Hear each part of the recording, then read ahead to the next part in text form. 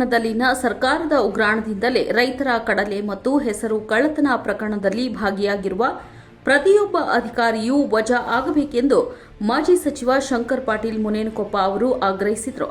ಅಣ್ಣಿಗೇರಿಯಲ್ಲಿ ಹಸಿರು ಸೇನೆ ಅನಿರ್ದಿಷ್ಟವಾಗಿ ಕೈಗೊಂಡ ಹೋರಾಟಕ್ಕೆ ಬೆಂಬಲ ಸೂಚಿಸಿ ಮಾಜಿ ಸಚಿವರು ಮಾತನಾಡಿದರು.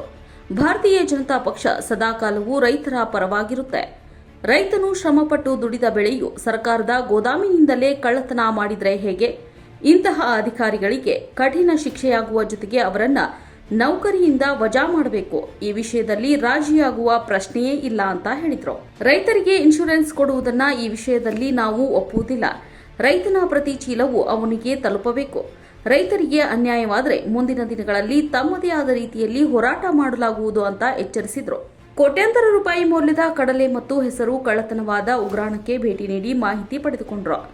ಈ ವೇಳೆ ಮಹಾದೇವಿ ಹುಯಿಲಿಗೋಳ, ಹನುಮಂತಪ್ಪ ಕಂಬಳಿ, ಸಿದ್ದು ತೇಜಿ, ಸಂಕೇಶ್ವರ, ಬಂಡೆಪ್ಪನವರ, ಶರಣಪ್ಪಗೌಡ, ದಾನಪ್ಪಗೌಡ, ಷಣ್ಮುಖ ಗುರಿಕಾರ, ಯಲ್ಲಪ್ಪ ಅಕ್ಕಿ, ಶಿವಯೋಗಿ ಸೊರಕೋಡ, ಗುರುನಾಥ ಉಳ್ಳಾಗಡ್ಡಿ, ವಜ್ರಗೌಡ, ಎಬಿ ಗುರಿಕಾರ, ಸಿಜಿನಾವಳ್ಳಿ, ಬಸವರಾಜ್ ವೇಳವತ್ತಿ, ಶಿವಾನಂದ ಹೊಸಳ್ಳಿ, ಸಿದ್ದನಗೌಡ ಪಾಟೀಲ, ಈರಣ್ಣ ಪಟ್ಟೇದ, ರಾಜು ವೇರ್ಣೇಕರ, ತವನೇಶ್ ನಾವಳ್ಳಿ, ರಾಘವೇಂದ್ರ ರಾಮಗಿರಿ, ರಾಜು ಹಳ್ಳಿಕೇರಿ, ಮುತ್ತು ಸೂಡಿ, ಶಂಕರ ಯಾದವಾಡ, ಸಾತಪ್ಪ ಭೋವಿ, ಭಗವಂತ ಪುಟ್ಟಣ್ಣನವರ, ಅಶೋಕ ಕುರಿ ಸೇರಿದಂತೆ ಅನೇಕ ರೈತ ಮುಖಂಡರು, ಬಿಜೆಪಿ ಕಾರ್ಯಕರ್ತರು ಉಪಸ್ಥಿತರಿದ್ದರು.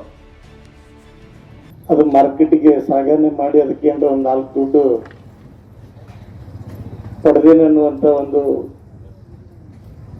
ಶ್ರಮದಿಂದ ರೈತ ಬೆಳೆದಿರ್ತಾನೆ. ಇವತ್ತು ಅವನು ಬೆಳೆ ಬೆಳೆದಿರ್ತಕ್ಕಂಥ ಒಂದು ಫಲ ಸಿಗುವಂತ ಸಂದರ್ಭದಲ್ಲಿ ಇವತ್ತು ಸರ್ಕಾರದ ಗುಡಾನ್ದಲ್ಲಿ, ಇದು ಯಾವುದೋ ಒಂದು ಪ್ರೈವೇಟ್ ಕಂಪನಿ ಅಲ್ಲ, ಸರ್ಕಾರದ ಅಧಿಕೃತ ಗುಡಾನ್ದಲ್ಲಿ ಅವ ತಂದು ಇಟ್ಟಾಗ ಕೂಡ ಅಲ್ಲಿಂದ ಇವತ್ತು ಅಲ್ಲಿ ಚೀಲಗಳು ಹೋಗ್ತಾವಪ್ಪ ಅಂತಂದ್ರೆ ಇವತ್ತು ಮಂಗಮಾಯ ಅಂತಾರಲ್ಲ, ಅಂದ್ರೆ ರೈತರು ಯಾರ ಮೇಲೆ ವಿಶ್ವಾಸ ಇಡೋದು?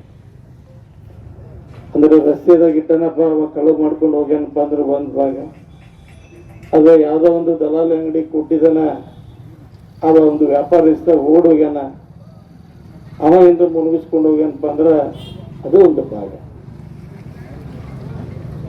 ಅದ್ರ ರೈತ ತನ್ನ ಮನೆಯಲ್ಲಿ ಇಡ್ಲಿಕ್ಕೆ ಸಾಧ್ಯ ಇಲ್ಲ. ರಸ್ತೆಯಲ್ಲಿ ಇಟ್ಟಾಗ ಏನ್ರ ನಾನು ಬೆಳೆದಿರ್ತಕ್ಕಂಥ ಬೆಳೆ ಯಾರ ತಗೊಂಡು ಹೋಗ್ಯಾರ ಅಂತ ಹೇಳಿ ನಮಗೆ ಅತ್ಯಂತ ನಂಬಿಕೆ ಇರ್ತಕ್ಕಂಥ ಒಂದು ವ್ಯವಸ್ಥೆಯಲ್ಲಿ ಒಂದು ಸರ್ಕಾರದ ಅಧಿಕೃತ ಗುಡಾನ್ದಲ್ಲಿ ತಂದು ಇಟ್ಟಾಗ ಆ ಗುಡಾನಿಂದ ಇವತ್ತು ಆ ಚೀಲಗಳು ಹೋಗಿದಾವ ಅನ್ನುವಂತ ಒಂದು ಸಂಗತಿಯನ್ನು ನೋಡಿದಾಗ ಬಹಳ ನೋವು ಆಗ್ತಕ್ಕಂಥ. ಮತ್ತು ವಿಶೇಷವಾಗಿ ಈ ರೀತಿ ಹೋದಾಗ ಯಾವ ರೀತಿ ಧ್ವನಿ ಎತ್ತಬೇಕು ಅನ್ನುವಂಥದ್ದನ್ನ ಇವತ್ತು ರೈತರಿಗೆ ನ್ಯಾಯ ಸಿಗಬೇಕು.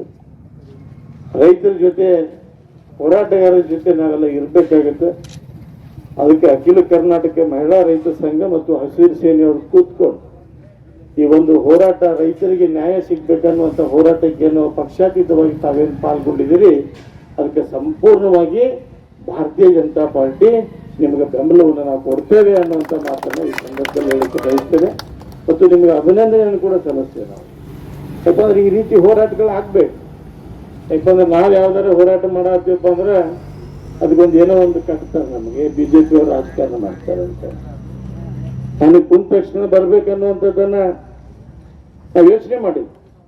ಅದು ಅನೇಕ ಸ್ಥಳೀಯ ಮುಖಂಡರೆಲ್ಲ ಬೆಂಬಲ ಕೊಟ್ಟು ಅದ್ರ ನಾವೇನಾರ ಅಪ್ಪಿತಪ್ಪಿ ಸ್ಟಾರ್ಟಿಂಗ್ ಬಂದ್ಬಿಟ್ಟಿಪ್ಪ ಅಂತಂದ್ರೆ ಇವ್ರು ರಾಜಕಾರಣ ಮಾಡ್ತಾರೆ ಅನ್ನೋಂಥ ಭಾವನೆ ಬರುತ್ತೆ. ಆದ್ರೆ ರೈತ ಯಾವುದೇ ಪಕ್ಷಕ್ಕೆ ಸೇರ್ಕೊಂಡವಲ್ಲ. ಅವ ರೈತ ಇವತ್ತು ಯಾವುದೇ ಒಂದು ಪಕ್ಷದವರು ರೈತ ನಮ್ಮವಂತಾನೆ, ಅದರ ರೈತ ಯಾವುದೇ ಪಕ್ಷಕ್ಕೆ ಸೇರ್ಕೊಂಡಿಲ್ಲ. ರೈತನಿಗೆ ಎಲ್ಲ ಪಕ್ಷವು ಸೇರ್ಕೊಂಡಿದ್ದಾವ ಅನ್ನುವಂಥದ್ದನ್ನು ನಾವು ತಿಳಿದುಕೊಳ್ಬೇಕಾಗತ್ತೆ. ಅಥವಾ ರೈತ ಯಾವುದೇ ಪಕ್ಷಕ್ಕೆ ಸೇರ್ಕೊಂಡಿಲ್ಲ. ಇವತ್ತು ರೈತನಿಗೆ ನ್ಯಾಯ ಸಿಗ್ಬೇಕು. ಇವತ್ತೇನು ನಾಳೆ ಜಿಲ್ಲಾಧಿಕಾರಿಗಳು ತಮಗೆ ಬಂದು ಭೇಟಿಗೆ ಕೊಡ್ತೀವಿ ಅಂತ ಹೇಳಿದ, ಅವ್ರು ಬಂದು ಭೇಟಿ ಕೊಡಿ. ಅದರ ಗುಡಾನಲ್ಲಿ ಇರ್ತಕ್ಕಂಥ ಅಂಕಿ ಸಂಖ್ಯೆಗೆ ಅನುಗುಣವಾಗಿ ಎಲ್ಲರಿಗೂ ರೈತರಿಗೂ ಕೂಡ ಆ ಏನು ಚೀಲಗಳ ಮಾಯ ಆಗಿರೋ ಅದಕ್ಕೆ ಸಂಪೂರ್ಣವಾಗಿ ಅವ್ರು ಎಷ್ಟು ಚೀಲಗಳು ಇಟ್ಟಿದಾರ ಆ ಚೀಲ ಕೊಡುವವರೆಗೆ ಕೂಡ ನಾವು ಬಿಡುವುದಿಲ್ಲ ಅನ್ನುವಂಥ ಮಾತನ್ನು ಈ ಸಂದರ್ಭದಲ್ಲಿ ಹೇಳಕ್ಕೆ ಬಯಸ್ತೇವೆ ನಾವು. ಯಾಕಂದ್ರೆ ಎಲ್ಲ ಕಣ್ಣು ಮುಚ್ಕೊಂಡು ಕೂತ್ಕೊಳ್ಳಿಕ್ಕೆ ಸಾಧ್ಯ ಇಲ್ಲ. ಇವತ್ತು ಅಧಿಕಾರ ನಡೆಸ್ತಕ್ಕಂಥ ಇವತ್ತು ಜವಾಬ್ದಾರಿಯನ್ನು ತೆಗೆದುಕೊಳ್ಬೇಕಾಗುತ್ತೆ. ಯಾರೋ ನಾನು ಬರಬೇಕಾದಂಥ ಸಂದರ್ಭದಲ್ಲಿ ಒಬ್ಬ ಮುಖಂಡರು ಫೋನ್ ಮಾಡಿದ್ರು, ಇನ್ಶೂರೆನ್ಸ್ ಮೂಲಕ ನಾನು ಕೊಡಿಸ್ತೀವಿ ಅನ್ನುವಂಥ ಮಾತನ್ನ. ಇನ್ಶೂರೆನ್ಸ್ ನಾವು ಒಪ್ಪಲ್ಲ.